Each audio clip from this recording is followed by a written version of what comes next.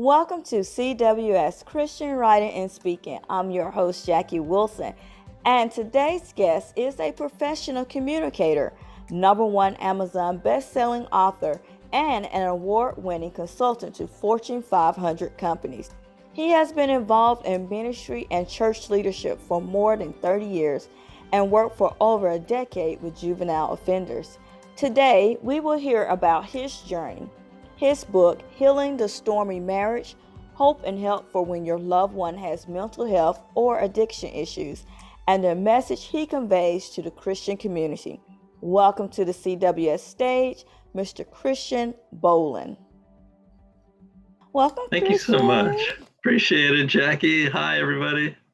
I'm So so happy to be with you. Yes, I'm excited that you are here with us because I think this is such an important topic, talking about mental health issues and addiction issues within a Christian community, but also specifically within marriage. You have to share the journey that led you to writing this book. Yeah, sure. Well, just to kind of set the backdrop here, the pandemic hasn't done us any favors. Mm. Even before the pandemic, nearly 50% of all adults in the United States would have some kind of mental health issue in their lifetime, and 20% in any given year. And those statistics, again, came before the pandemic. And we know that domestic abuse, divorce rates, honestly, have exploded since the stresses placed on us at that time. So it's a huge issue. And what led myself to this point, honestly, is my wife. Both of us have severe mental health issues. I had already written one book previously, spent 20 years writing a book to make the life of Jesus simple and understandable for modern readers. So it's in my heart. God planted a teacher's heart in me to help people with modern problems understand the Bible, because so few people really understand Scripture and the Bible and even know about Jesus nowadays. So after that experience, my wife, knowing, we've been married about 33 years when we started talking about this new book, she says, you know what, after everything we've been through, because it's been gut-wrenching, harrowing, she has severe mental health issues, and we detail quite a bit of this stuff in our book.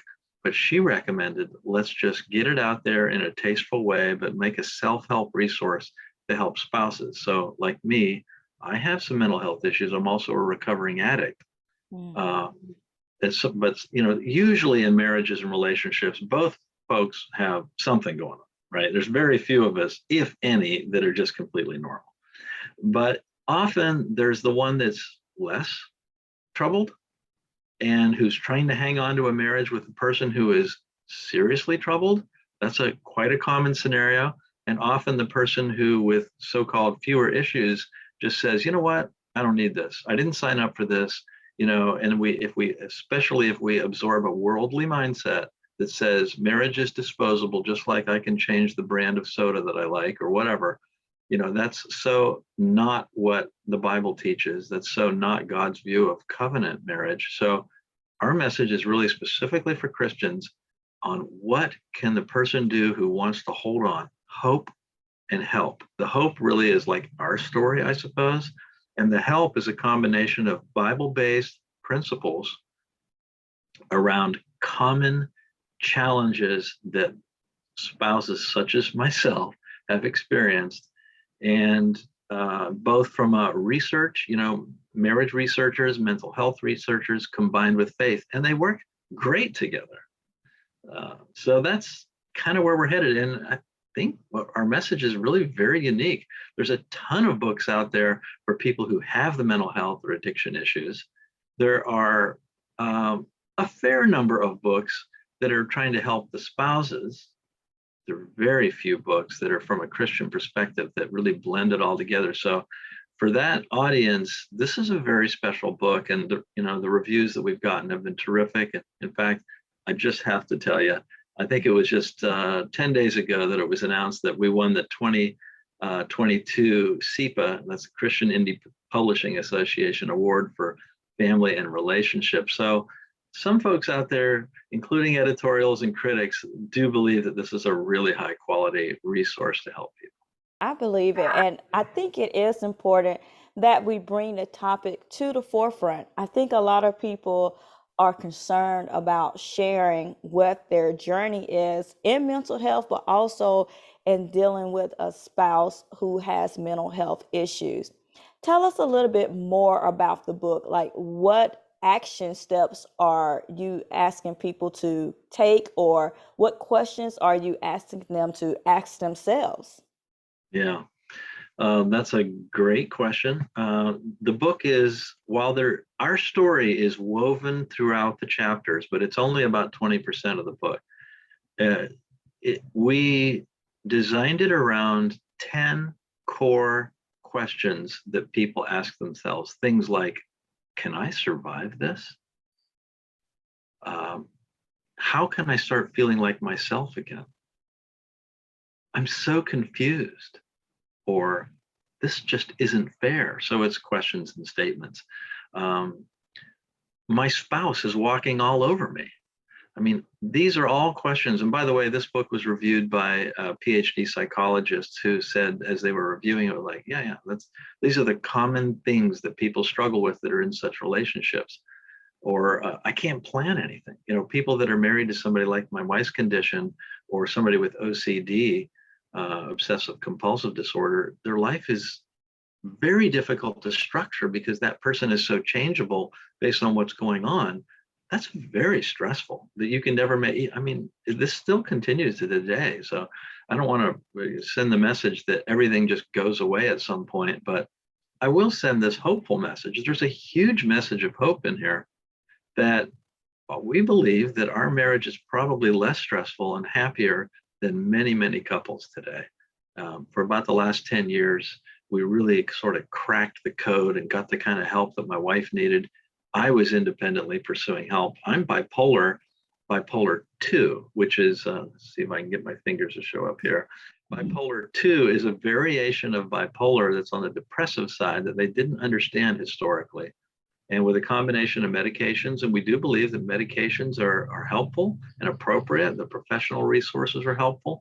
So we take the perspective that blend what God has given the medical profession to be used with wisdom and what's in scripture. You put it together and you can really, really strengthen yourself. So that's the core message. You said, you asked the question, what are the takeaways? Number one is to believe that if you really want this marriage to work, that there are things that you can do independently. Independently, key word there. You're not waiting for your spouse to get their act together, so to speak, which isn't a fair way to look at it either. But there are things that you can do to strengthen yourself, to change your own ways of how you self-talk, of how you manage your emotions, of how you interact with your spouse. We say the little saying in there, be the change that you want to see in the world. That's a big part of this message. So by doing that, what happens to the spouse? Well, there's 40 distinct blessings spelled out. Every chapter has about an average of 4 blessings that come from persevering in partnership with God. All that's happening is God is using that situation to refine the character, right? We are being fashioned into the likeness of Christ. That is what he's trying to do with us, isn't he? So we can reject what God is trying to do in our life and bail out, or we can accept it and with his help, see both the marriage persevere and see the wonderful changes that God is working in our lives. That's hopeful, right, Jackie? Yeah, and I think I love the fact that what you're doing is you're asking people to be honest about what they want to do on the journey. You have to start with yourself first, and it's not about trying to change the other person, but it's about what it is that you want to do. And if you're ready to do the work that you need to do so that you can help hold this marriage together to give, instill that hope in it, that's that's the first step you need to take. Just decide, is this what I really want to do? Because honestly, some people don't feel like they can continue in a marriage where someone is severely ill or dealing with an addiction. Right. And I do want to qualify, because some people that are listening to this are going to say, this guy must not understand how terrible my marriage is, or how terribly my spouse behaves. I do respect that concern. We have a chapter early on, the one called Can I Survive This, that hits these things head on. And we do believe that some marriages should end.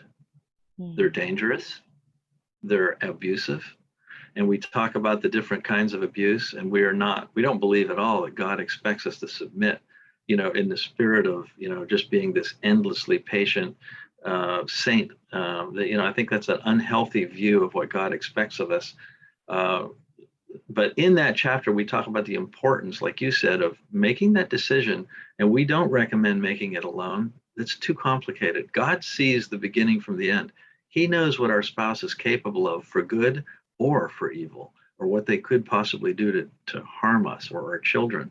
So there is a point where we believe God may put into our heart a peace that says, you need to walk away. We were separated 4 times. I was twice intent on divorce, had filed for divorce. So there's a whole chapter, the one about, my spouse is walking all over me. My spouse, Helen, whom I love dearly, was absolutely walking all over me. And it was extremely painful. And so you have to learn these boundary skills. And like you said, we can't change the other person, but here's something magical about boundaries. When we say, and here's the key, a boundary says, I, as a person, Christian, I need this. I'm not saying what you have to do for me, but I'm saying, I need this. I am not going to accept such and such behavior from you. I won't do it. So if you do this, I'm going to do that. I have consequences built into it. Or I need you to respect the fact that I need this quiet time, or if the house is in complete chaos and filthy or whatever, and say, I can't live like that. Whatever the boundary is, we have a right to say what we need. God set boundaries with us. God expected the people of Israel to establish boundaries with their neighbors. I mean, boundaries are absolutely a necessary thing. And what they do is that they can protect us from the abuse. So in my case, we had to separate. It led each time incrementally to some improvement, to where, the spouse then, when you establish a boundary, has a decision to make. And basically, like particularly addicted people, they will absolutely freak out. So you have to be prepared for terrible lashback, unfortunately. But is it worth it? Well, you're just not going to feel well. You're not going to be a healthy person if you don't protect yourself through your boundaries. And if it causes the relationship to end and they can't respect your boundaries, then you did everything in good conscience. There's no guilt feelings there, but you have to protect yourself. And then the other person, how do they respond? Well, in my case, my wife responded positively after all kinds of kickback, kicking and screaming, so to speak.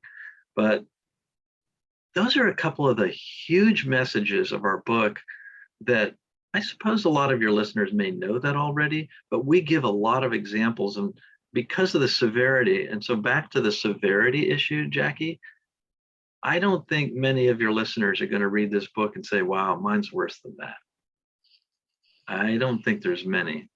It was severe. It's a gut-wrenching story. It is nevertheless a story that, through some miracles, there were some significant, unexpected miracles, that things turned around, and a lot of patient reliance on God's power. And we have a beautiful chapter that takes the story of King David before he was King David and draws an analogy with the kind of power that Christ can give.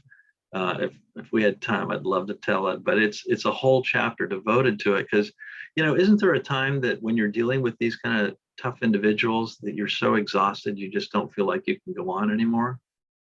Yeah. So do. And what about if folks say, I don't know how to draw power from God like that. I don't think I'm close enough to God. I don't know how. Well, there's a beautiful metaphor in the Bible, many of them, that, these situations, they force us to either get closer to God, or unfortunately, some people turn away from God because they get angry and say, well, God shouldn't have done that to me. That wasn't fair. But if we humbly say that with God's partnership and our love of God and the joy of doing good, and there's an important piece too, right? What does our culture say about love? It's the whole getting caught up in the romance. But just this morning, I was listening to this fascinating story about all the Hebrew words that are caught up in the commandment to love God with all your might, mind, and strength. And there's a Hebrew word that has no equivalent in English for enduring, unfailing, forever love that lasts into eternity. And that's what God says in Hebrew about how he loves us. And he says that spouses are to love each other with that kind of love. And that's what we love to do. And you know what? There's joy that comes from that. And I don't want to paint a picture that our relationship was nonstop mess for 25 years. There's always really great times. There's some good vacations. There's some fun moments. My wife is a hilarious person. Her laughter has changed my life. There's so many good things that she's done to round me out. There were things that kept me going and that helped me become a better person in lots of ways. So, if a person feels like it's unending, misery, well, that's kind of a clue that there must be something else to look at here. But in our case, it wasn't like that. And of course, that makes things harder too, because the pain is so awful, and then things are better, and then it's back to the pain. And but God can help you sort all that out. And to me, he gave an answer after our first year of marriage where I was ready to leave. He gave me an answer that was extremely clear and powerful. One of the most significant communications directly that I've ever experienced before or since. And it gave me energy to know that he sees the beginning from the end. Keep trying, keep working, keep trusting.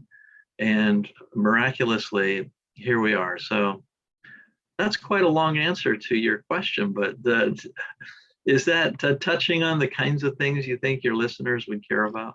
Yeah, absolutely. I think it is just that there is hope. And I think a lot of people feel like they do get so tired, like the story of David that you were talking about. And it's like, can I really go on? Like that chapter says, can I really do this? Do I have the energy?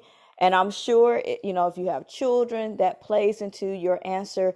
There are so many different aspects. But what your message says is you can bring God into the partnership and listen to him and learn how to move within that so that you both are operating at your optimal self.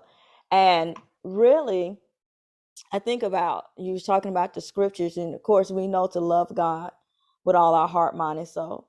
But the Bible also says that we are to love our neighbor as ourselves. And there are times where you may have to say, this is really what's best for them. Bring it to the forefront what's going on, how it's affecting your relationship. I think a lot of people actually sit in silence. They Mm-hmm. get so tired of it, and they just say, well, that's just how they are. And they don't want to rock the boat, so to speak, because they know the backlash is coming. But Right. the reality is, and I just talked with another guest recently about this, is when you put those boundaries in place and you say, this is how I'm going to react if you cross this boundary, you're actually showing them love because you Mm-hmm. want them to be a better person. You don't want them to continue in negative Right. behavior. And we Yes. know there are a lot of things that are affecting that. People suffer with PTSD. You mentioned Yeah. about bipolar. It could be some sort of addiction, whatever it may be. But if it really does start with you, and then Mm-hmm. you extend it out to them, and that is a way of showing that love and actually giving hope to that marriage. Yeah, that's really well said. I definitely appreciate that. And by the way, speaking of diagnoses, this may be of interest that my wife's diagnosis, she's both bipolar 1, so the manic, more severe form, and borderline personality disorder, which is her most serious diagnosis. People that are not familiar with personality disorders don't realize just how horrible they can be. So there's a whole category of those. And so if that affects anybody listening to this, I mean, our story just couldn't be more spot on, because I actually had a couple people reach out to me. This book's only been out a short time, but a couple people have reached out, readers of the book. And, you know, one of the first things that they express is that just feels so good to be understood, to talk to somebody who actually gets it immediately, because they're so used to not being understood. They're so used to people doubting their perceptions, because people with personality disorders can be master manipulators and mask wearers in public. You know, people just don't believe what happens behind closed doors. And so it's helpful to feel like you're understood. Yeah. Please tell people how they can connect with you and where they can find your book. Yeah, I'll actually put a picture of it up here. I think that might help. So it's called Healing the Stormy Marriage. It's available at all online retailers, so Apple, Amazon, all of them. But if you want to learn more about it right now, the easiest way is to just type in the URL stormymarriage.info, not .com, stormymarriage.info. That's a custom URL that'll take you to our website, and you can, you know, learn more about us and our story. A lot of blog articles about that are also hopeful. It's, you know, Barnes and Noble certainly can get it in at a moment's notice, and some stores carry it already, but mostly it's going to be your online retailers are the quickest way. Some Christian bookstores already carry it. So that I always love it if you can support your local Christian bookstore. We want to keep them around. They're good folks trying to help the community. Yeah. Christian, thank you so much for sharing a portion of your story and just giving people hope. People, if you are struggling through this particular issue, there is hope. You don't have to give up. God is ready to be in partnership with you, and Christian has provided a resource to help you through so that you know that somebody does, in fact, understand. Thank you for listening to today's episode. And until next time, beautiful people, God bless. God bless.